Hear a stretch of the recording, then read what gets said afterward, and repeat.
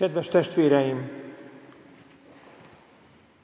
nagy földrengés támadt, és az asszonyok, akik szomorúan, megdöbbenve mentek meglátogatni a megfeszített sírját, egy angyalt láttak a sziklán ülni, a nagy kövön ülni, akinek tekintete olyan volt, mint a villám, és ruhája fehér, akár a hó.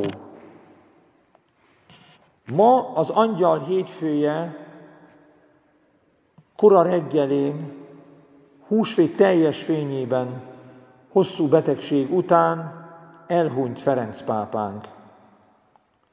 Tegnap még hatalmas erőfeszítéssel üdvözölni akarta a Szent Péter téren összegyűlt híveket, áthaladva közöttük.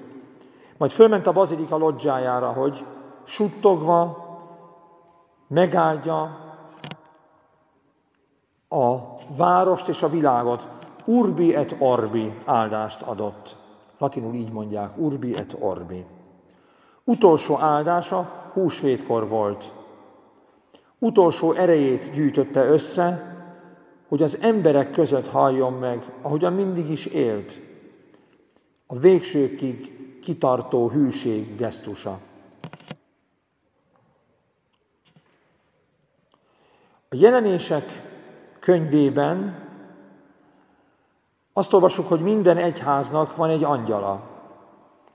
Ma a római egyház angyala, Ferenc pápa azt mondja nekünk, rettegő embereknek, akik úgy félnek, mint azok az asszonyok, akik bizonytalanok az egyház és a világ jövőjét illetően, ne féljetek, tudom, hogy a megfeszített Jézust keresitek. A pápa halála, aki 2013 óta kísért és vezetett minket, félelmet kelt bennünk, és a világ sincs könnyű helyzetben. A jövő nem látszik tisztán, de ő megismétli, ne féljetek, tudom, hogy Jézust, a megfeszítettet keresitek. Ma minden eddiginél inkább keresnünk és követnünk kell a megfeszített Jézust, aki föltámadt.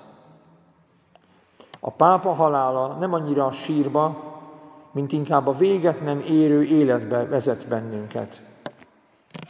Az ortodox hívők szerint a húsvéti halál a legszebb, mert már a feltámadás fényébe öltözik. A halál csendjében visszhangoznak a pápa gesztusai, az utolsók. Mindenek előtt az élete, a nép egyházáért, a Szent Péter téren húsvétra összegyűlt egyházért, és messze azon túl, szerte a világon. Egy határok nélküli népért élt, és Isten népe emlékezni fog rá.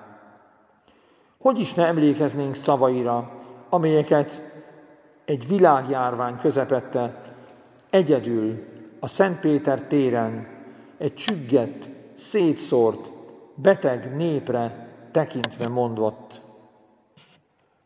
Arra is emlékszünk, hogy a világjárvány idején hogyan mutatkozott meg a tudomány és az orvostudomány barátjaként, hogyan nem ragadt bele a különböző keresztény köröket is érintő babonákba. A Szent Péter téren ezt mondta akkor. A hit kezdete az, hogy tudjuk, szükségünk van az üdvösségre. Nem vagyunk önellátóak, önmagunknak elégségesek. Egyedül magunkban elsüllyedünk. Szükségünk van az Úrra, amint a régi hajósoknak szükségük volt a csillagokra. Hívjuk be Jézust életünk bárkájába. Adjuk át neki félelmeinket, hogy ő legyőzze azokat. A tanítványokhoz hasonlóan megtapasztaljuk, hogy vele a fedélzeten nincs hajótörés, mert ez Isten ereje. Mindent, ami velünk történik, jóra fordít, még a rosszat is. Ő derűt hoz viharainkba, mert Istennel az élet soha nem hal meg. A keresztény remény nagy tanúja volt különösen a legszegényebbek számára, mert azt kell mondanunk, hogy ez a pápa a szegények egyházát valósította meg. Nem a szegények megsegítésének egyházát, hanem a szegényekét, akik az egyházban vannak. Nem véletlen, hogy az utolsó alkalom, amikor a Vatikánt immár súlyos betegen elhagyta, az volt, hogy nagy csütörtökön meglátogatta a római Regina Coeli börtönben a rabokat, hogy megmossa a lábukat, jelképesen, mert ő ezt már fizikailag nem tudta megtenni. A migránsok pápája minden fal ellenében Lampedusáról és Lesbosról ítélte el a közöny globalizációját. Voltak, akik ezért nem szerették, vagy egyenesen gyűlölték, vagy éppen kigúnyolták. De ő megerősített bennünket a szegények és a perifériák iránti szeretetben. Ferenc érezte, hogy ez az egyház órája, az egyetlen olyan bárka, amely megmentheti a világot az embertelenségből. Amint megválasztották, nyomban arra hívta népét, hogy lépjen ki. Ez az Evangelii Gaudium, pápaságának manifestuma. A kilépő egyház, így ír ebben az apostoli buzdításban, a kilépő egyház a missziós tanítványok közössége, akik kezdeményeznek, akik hagyják magukat bevonni, akik kísérnek, akik gyümölcsöztetnek és ünnepelnek.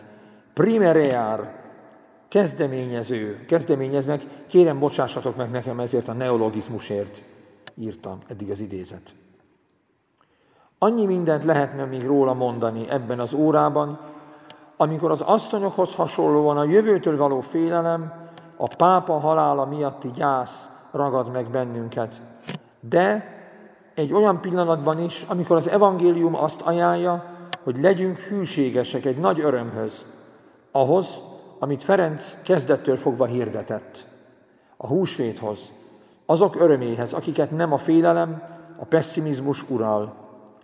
Ferenc pápa az ő urában él, mi pedig hálát adunk Istennek az együtt töltött szép évekért vele, aki a hit és az élet tanítója, a remény vezetője, a szegények barátja, az evangélium örömének közvetítője volt. Ferenc pápa, imádkozz értünk! Kedves barátaim, most a Sant'Egidio Youth for Peace részének megemlékezését fogom felolvasni. Ferenc pápa a béke pápája volt. Az elmúlt 12 évben a békéért dolgozott. A béke igazi munkása volt. Szavai és hite reményt nyújtottak a háború sújtotta országoknak és nekünk is. Az őszinte egyszerűség pápája volt. Nem akarta megkülönböztetni magát másoktól, közösséget vállalt a szenvedőkkel, a kicsinyekkel, az éhezőkkel, a foglyokkal és velünk. Péter apostol méltó utódjaként szolgált, mosta a világ lábát. Ferenc pápa a fiatalok pápája volt. Mindig párbeszédre és elfogadásra bíztatott minket. Arra, hogy fogjunk össze globális barátokként, álljunk ki a világ közönyével szemben, és ültessünk a helyére szeretetet. Ferenc pápa most elment, nincs többé közöttünk. De az emléke, a szavai, a lelkülete tovább él bennünk. Pótolnunk kell hiányát a világban, az imádság, a szegények és a béke és a 3P lelkületében. Ő a béke pápája volt. A mi béke fiataljai szeretnénk lenni. Emlékezzünk Jorge Mário Bergoglióra, a béke pápájára. Amen.